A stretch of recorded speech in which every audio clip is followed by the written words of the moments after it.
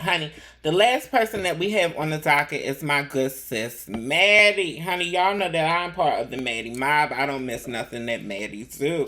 Honey, shout out to the one and only T.S. Madison. Honey, give her things, honey. T.S. Madison is Black History as well, honey. Yes, give her things, Miss Thing, honey. If I'm not mistaken, she's the first Black trans woman to have a reality show on network television.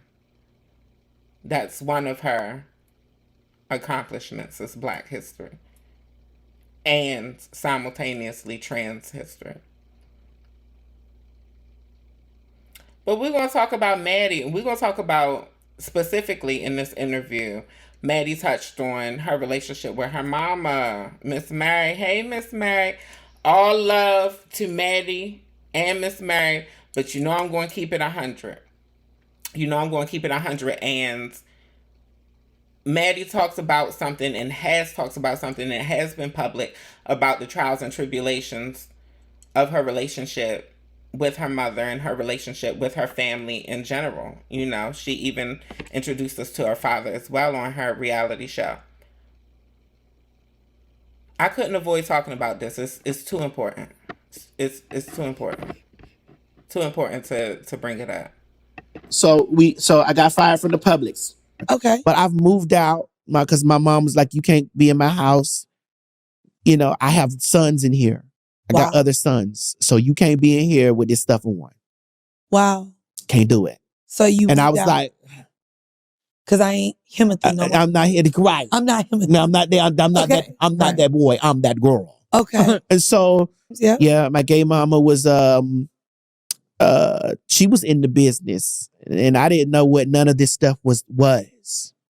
And so my next encounter was with a threesome with her and the guy. And so I went down there, whatever, and we had a threesome. And then she gave me money. I'm like, how much back then? She gave me $100. Oh, I didn't know what he like in the 90s. He probably paid like $500 though. Yeah, I didn't know. But she gave me $100. So I'm like, ooh, So I'm slowly introduced into prostitution, but I'm still trying to be in and out of drag because now I'm out of. Now, I've discussed this before regarding the ballroom scene. But I've also let you know that ballroom is just one example of it. Ballroom is just a microcosm of the Black and brown queer community in America. Ballroom in America. The original ballroom thing. It's just a microcosm. These things happen throughout. Maddie is not a ballroom girl. These things happen throughout the Black and brown queer communities. Maddie just told us that she was trafficked into X work by her gay mother. Into prostitution, but I'm still trying to be in and out of drag because now I'm out on my own, so I have to work. So I'm trying to work at different places to pay my rent. I used to drive up north and I would see all these other trans women and they would have on like these bathing suits and shit like that. I was like, they were so much more advanced, and I was like, these are men. Excuse me. Right. So I didn't change my name at the time. I just celebrated my 1 year anniversary on the 18th of April for changing my name. Wow. Legally. You just did that at 46? Really? What took you so long? My mom. I moved in the house with my aunt, and I was laying in the bed back there, and my mother came in and she just broke into tears because I was laying in the bed like I was a patient. I was skinny. I had bed pads laying on me. I was just leaking. Who did this to you? Like, why would you even lay down and let somebody do this to you? Like, so I'm home, and my aunt is washing my wounds or whatever. My mother comes in and then she just burst into tears, and we had a moment, and she said to me that I would never have to walk in the world alone again. Wow. I have a very close relationship with my mom. I didn't want to disrespect her because I felt that, she gave me that and I was hers. Wow. And she gave me that name. And then, she said that Timothy means honor God and, all this stuff, so I struggled with that for a very long time. I even did it, even on my television show. I talked to her about it, So she cooked a nasty Mother's Day dinner for me. I'm trying to figure out why she. Okay, I want to hop in before we get on, but before we allow Miss Mary on the screen. Honey, and first I want to start by saying I can relate to Maddie's story. I can absolutely relate. I had some resistance with the whole name thing change. With the whole name change thing. I had some resistance with the whole name change thing from my own mother. And it was very much an experience that not just trans people experience with their parents, but I think parents in general tend to have issues with their children because a lot of times parents feel like they have ownership of their children. I think sometimes it is, well, not sometimes, I think it is very common for parents all over the world to forget that they are raising an independent being. And a lot of times I think that a lot of parents just live vicariously through their children or want to live vicariously through their children. So when we do things that they don't agree with or that don't go with their plan for us, then it's a problem. My mom also, I found out later on, I found out years later that my mom was having issues in the beginning of my transition as well. She never showed that to me. I never knew that, and even still now, it is still only an allegation. I don't have any proof of her having issues with my transition outside of my name change. Um, but so I want to say that to say that nobody is perfect, no mother is perfect. I'm not coming from this in a place of trying to shame Miss Mary or anything like that. Um, but we do need to point out, and I can't help but point out the fact that I tell parents all the time, and I tell people all the time when they ask me, how am I so confident in my transness? How am I so confident as a person who is trans? And I tell them all the time, it was instilled in me. It was instilled in me by my mother. Y'all know I ain't got no problem throwing her under the good years when necessary. But I have to be honest, she instilled confidence in me. And she was the one who taught me and told me that in order to help people feel great, you help them find things that they're good at and you nurture it. Later on in my psychology training and throughout my education, that was verified for me in text. That is psychology science. In order to help somebody build their self-esteem and confidence, you help them find things that they're good at and you help them nurture it.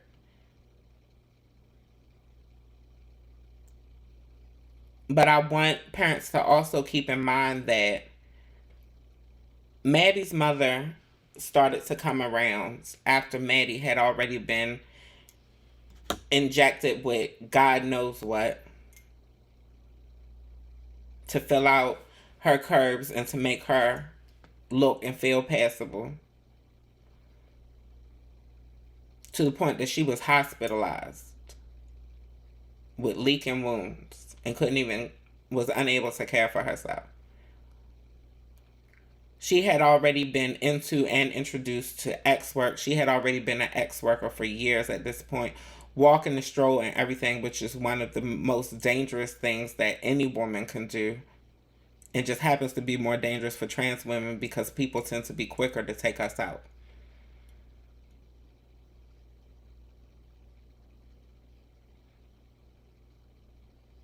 I gotta tell the truth, and a lot of this could have been avoided and may have very likely been avoided had Maddie always had that same support from Miss Marion, had she never been put in a situation to have to walk alone with the mother figure who she did meet and she did associate and align with to essentially trick her out, which is common for young trans girls. That for a lot of us young black trans women of my generation, of Maddie's generation, even of the youngest generation, that's going to be their introduction to their transness and to their transition. A lot of black and brown and white trans girls. I was having a conversation with a man the other night, and he was talking about how he waited 5 months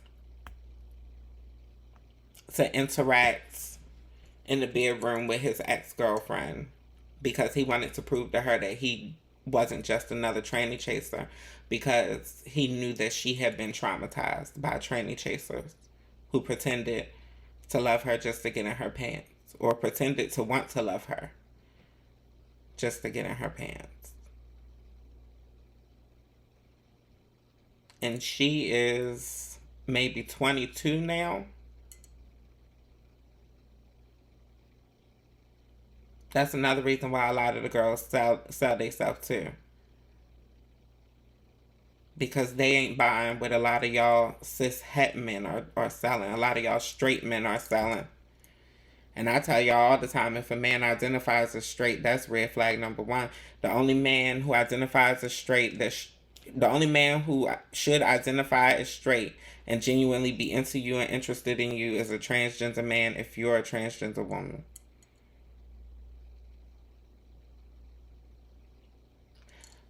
If a cis het man identifies as straight, if a cisgender man identifies as straight, and he's trying to get in your drawers, I don't blame you if you charge him. Me personally, I'm just going to avoid him and let him know I'm not interested.